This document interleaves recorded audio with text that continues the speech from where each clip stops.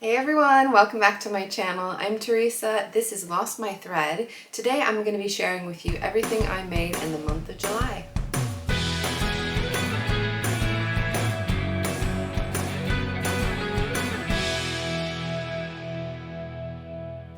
I don't have a ton of finished things to show you this month, which I see as a good thing. I don't necessarily want to be churning out tons of stuff every single month. I do have some works in progress that I'll talk about at the end, but I'll start with what I have finished this month or last month in July. The first one is the Sirocco Jumpsuit by Deer & Doe. Now, I did make this jumpsuit before. I did it as a collaboration with Emma of So Do It Emma and Sarah of Naughty Gnome Crafts. I'll pop a link to that if you haven't seen that video, so I get into much more detail about the pattern, what I did, how I made it, what I liked and didn't like about it. When I made that one, I did want to make a muslin, and I made a muslin out of some black, it was like a poly cotton jersey blend. I didn't love the fabric, but when I made the muslin version, I made shorts just to check the fit. And I liked it way more than I ever thought I would. And I knew that I wanted the same, but in fabric that I liked a bit better. So I decided the fabric to go with would be a bamboo jersey. I liked a little bit of drape. I liked the idea of having it like a drapey shorts that I could move around in. It would be comfortable when it's really hot. And the finished garment is so fun. It looks like not a lot on the hanger. It doesn't have the shape. Obviously, it needs a human body in it to make that happen. But this is a bamboo jersey that I got from Guthrie and Ghani. It's jet black. You're not going to be able to see the details hugely well. I think you can see a fair amount, but obviously I'll be showing you what it's like on me. You'll get a much better idea. This has some really nice big roomy pockets. It's got some pleats on the front, and the back, I actually have darts on the top and the bottom. You're supposed to have a pleat in the top, but I prefer that to be a dart. So I've got darts going down the back and pleats going down the front, in addition to these nice big slash pockets. I'll pop in some pictures so you can see what it's like on me. It was so different than how I ever would have anticipated. I haven't worn a romper, like a shorts jumpsuit, since I was a little kid. In my mind, I expected it to feel very kiddie and childish, and it really doesn't. This jumpsuit, this romper, looks really cool. It looks really chic, and I actually feel very grown up and I feel very dressed up in it, which is not what I would have anticipated from a romper. So this one was a really fun surprise, and because it's shorts and it's bamboo jersey, it is so good for the hot weather. This was one of the things that I wore when we had our massive heat wave in July in London, where it was over 100 degrees, about 40 degrees or higher, I think, than 40 degrees where I was in London. And I was okay. I wasn't enjoying the hot weather, obviously. When it gets that hot, it's just downright unpleasant. But I was actually, as comfortable as I could have been. And it was okay to wear for work, which I was, again, not expecting from a shorts romper, but it actually felt really, dressed up with the neckline. The shape of it, I think, is really quite slimming. It's figure hugging in all the right places. So I made a size 40 graded to a size 42 at the waist and the hip, and that was basically just what I got straight from my measurements. I know that Deer & Doe patterns are drafted with a C cup, or C sewing cup, I should say. I'm usually more of a D or an E sewing cup, but sometimes, especially with stretchy fabrics, I can get away with something that's drafted for a C cup, and this is one of those times. It fits me really well. I really do like it, and this one I know is going to get a ton of wear. I've enjoyed wearing it already. I had to pull this one out of the laundry and iron it so you guys could see it because I'm wearing it that much. So yeah, this is definitely a good wardrobe staple. I am planning to be wearing this a lot, and I highly recommend the romper version of the Sirocco jumpsuit. Next up is one that I'm not going to get into a ton of detail about because I have talked about this dress a lot recently. It is the M7969 dress. So this is McCall's dress pattern made in this wonderful, amazing viscose fabric. This is fabric Godmother fabric. It's called Joni. It is so soft and drapey and buttery and luxurious. I absolutely love this fabric, and the dress is wonderful. It makes me really happy. It is a ton of fun to wear. Like I said, I have made some videos about this recently. I initially made it for the New Craft House Peace and Love Party. It was meant to be a 70s theme, and it was very much on theme, and I will put a link to the video for that where I get into detail about how I made it, all the adjustments I made, because there were a lot of adjustments, guys. And then I also wanted to have a more wearable version of the dress that wasn't necessarily full on 70s. So I talked through how I then took that dress, it made it into a little bit more everyday wearable style, and I love it even more. I couldn't have thought that I would, but honestly, I love it even more. It is really, really fun. This dress just feels amazing on. It is so comfortable. It is so beautiful. It is definitely a winner for me. And I also did a full review in that second one where I talked about what I liked and didn't like about the pattern, because I had some issues. I have some issues with the big four, guys, but I know I'm not alone on that. So yeah, please do check those videos out if you want to see a little bit more about that dress, because I don't want to bore everyone who's already seen those videos. But all in all, 2 good wins already. I did also make another dress that I cannot share with you right now because I made it in part of a collaboration with Renata, who is the Twilight Stitcher. We are going to be sharing our collaboration soon, hopefully next month, and I'll be able to tell you more about it.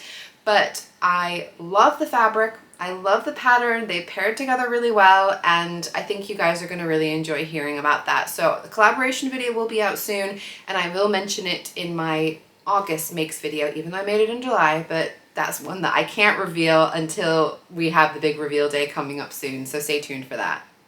The other thing that I have finished this month, or things that I finished this month, I cannot show you because they are out of my hands. They are with the recipient, but I will pop in some pictures to show you what I'm talking about. I took part in the scrunchie swap, which was organized by So Got This over on Instagram. If you're on Instagram, you might have seen this. The idea was that if you wanted to sign up for this, it was UK only, unfortunately. You put your name down and they would randomly pick a partner for you, so a buddy for you, that you would swap addresses and sew scrunchies for each other and then send them to each other so that we could receive them and open them on the 30th of July, which was International Friendship Day. So it was a way of kind of showing your friendship for the sewing community, but they would just pick one person that you make scrunchies for. I'm really glad that I did it. It's my first year taking part. It is not my last year taking part because it was really fun to do.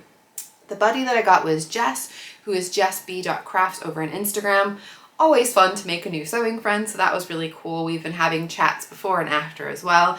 And I made her 3 scrunchies. There was no assigned number of scrunchies, but we coincidentally both made each other 3. One I've actually got, I put it on my wrist as I was filming. I completely forgot that it was there. This is it's like a poly velvet fabric. I have one that I made for myself that I absolutely love. It is my favorite scrunchie. It is so soft and snuggly. It's a beautiful lilac color. It's really nice to put in your hair. This is left over from fabric that I would have gotten from Hancock Fabrics many moons ago, and I had actually made a chair cover for it. I don't have the chair anymore, so I just kept all the fabric because it was so nice and soft. And I've been using it for little bits and pieces, including scrunchies. So she got one of those. She also got one made out of the cotton double gauze fabric that I made my Isla dress out of. So I had scraps left over from that. That fabric is really soft and luxurious and scrunchy. I don't mean it as a pun, but it is like it scrunches up. It's really lovely fabric. And I thought, ooh, that would make a really nice scrunchie. So I made her one from that. And I also made her one from the scraps of this, so that's why I'm wearing this top today. So this is the Sade Blouse that I made recently from the Breaking the Pattern book by Named Clothing. This is a Nani Iro cotton sateen fabric. It's just amazing fabric. It's beautiful, and I thought, who isn't going to want a scrunchie made from this fabric? It's just wonderful. So I made her one of those as well, and she made me 3 scrunchies that I received. I've got this one, which is a really lovely, it's like a needle cord, blush pink. This is literally like, this is my color. This is my favorite color of all colors. So very happy to have that one. It's really nice and soft as well because of course it's needle cord. She also sent me this really cute gingham one, really pretty purple gingham. I don't have any gingham, guys. I don't own any gingham. I've never sewn with any gingham, which I am gonna have to correct, but isn't it fun to have a little gingham scrunchie? It's perfect. And then this one is a really sweet, she's got a little bow on top. I think that's gonna look adorable in my hair. This one I think will go with so much as well. So it's a black base with a lovely, it's like a creamy rose, which is really pretty. So that one's gonna be really fun to wear as well. I have been wearing these because why not? It's just too much fun. So I was really glad that I took part in that. If you are in the UK and the opportunity comes up again next year, I highly recommend it. It's just a small thing that we can do to build the sewing community. Hey, editing Theresa here. I almost forgot to tell you about something that I made this month. It was actually released in early August, which is partly why I think it wasn't on my radar of something to share with you that I made in July, because I did a pattern test for this one. So this was something I pattern tested for my friend Madi. She's Madi Sews here on YouTube and on Instagram. She has a new company called Inspired Leather where she makes handmade leather goods. She makes hats and bags and all kinds of things. But she also makes these really cool leather pincushions, and she was asking people to test out little kits that she'd made. So you would get everything you need to make a pincushion. So I got all of the needles, the thread, the pre-punched leather, really good detailed instructions, including a YouTube video. And I was able to put together my very own voodoo doll pincushion. How cute is this guy? So I hand sewed all of these pieces together using the instructions and the pre-punched holes. The back has got her logo on the back, which is fun. But yeah, I stitched the little button on there, his fun mouth. These curls, the rainbow thread she gave me for the curls. Oh my gosh, I think he is just so much fun.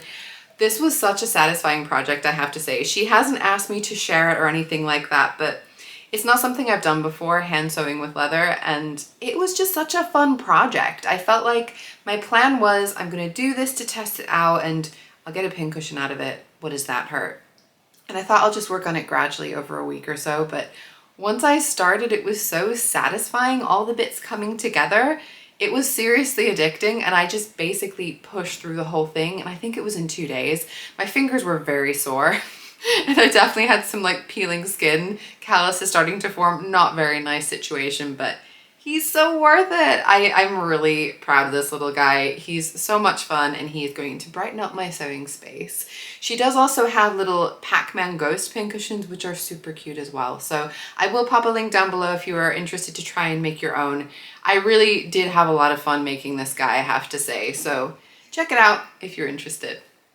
Now let's talk works in progress. So I do have a matching set that I've been working on. I did mention this in my summer sewing plans video, so if you saw that you might know what I'm talking about, but I'm making a color blocked set. I'm making the Ashton top by Helen's Closet for the top, and I'm making a sheared skirt. It's like a gathered, tiered, sheared skirt for the bottom half.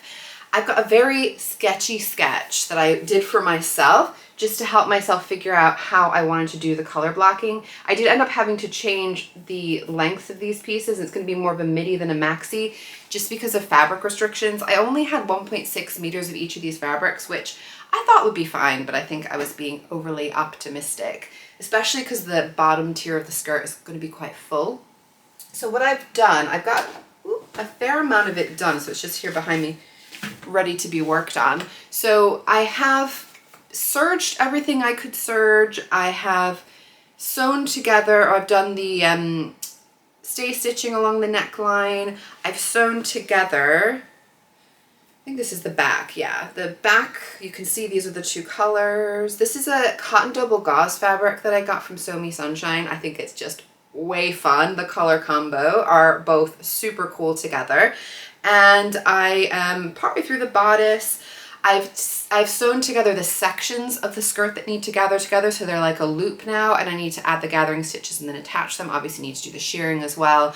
So a fair amount still left to do, but I would say that I've gotten a bit of it done. That one is in progress. And then my other work in progress is a knitting project. So if you're not into knitting, don't worry about it. I completely understand. It wasn't my bag before I started knitting either, but anyone who has been keeping up or is interested in knitting, I'll give you an update. So I've been making the Timely cardigan by Truly Myrtle. I've been working on this one for a while with my advent calendar yarns, and I'm not finished, but I've definitely been making some good progress. So last when I updated you guys from June, I had made one of the sleeves. So I've made the body all done, and the cuffing, the ribbing at the bottom, and I had made one of the sleeves, and I was partway through the second sleeve, and actually in the end I went back and I redid the cuffs. So the cuffs were really baggy, they were not really great, and I had a really good suggestion. It was Heather R. I mean, a lot of you guys gave me some great suggestions, but Heather R suggested going down a size for the ribbing, and I had. And she said sometimes she even goes down 2 sizes of needles to get a tighter rib. So I went down 2 sizes and it looks so much better. So I had to pull back the one that I'd already done to make it match, which was a little bit stressful. I'm not gonna lie. I'm still pretty new at knitting, so undoing knitting is just, well, more stressful than knitting, if I'm honest. But I did it, it looks great. And then I've also managed to do the button band. Let me just find it for you guys. I love it, it looks really cool, it worked out well. I did have to make the buttonholes a bit bigger because my buttons were bigger than the ones that they're recommending. So I've got bigger buttons less frequently down there. Trust me, the buttons are gonna be really good and worth it. But I had to go on to my friend YouTube and work out how I could make a different type of buttonhole because the way they were recommending it was only gonna work with tiny buttons. And so I managed to do that.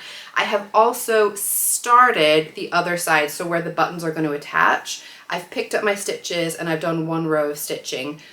I've got to say, guys, I've had issues before, I've mentioned this before, with getting nausea when I'm knitting. And I used to get it whenever I tried to knit, which is why I never really got into knitting and I never tried and I gave up pretty early on. But I've been pushing through that and managing to do okay by just gradually increasing the amount I knit over time, and I'm not getting nauseous anymore. It's a motion sickness thing. It's a bit weird, and I'm definitely someone who is prone to motion sickness, you know, in cars, trains, buses, that kind of a thing.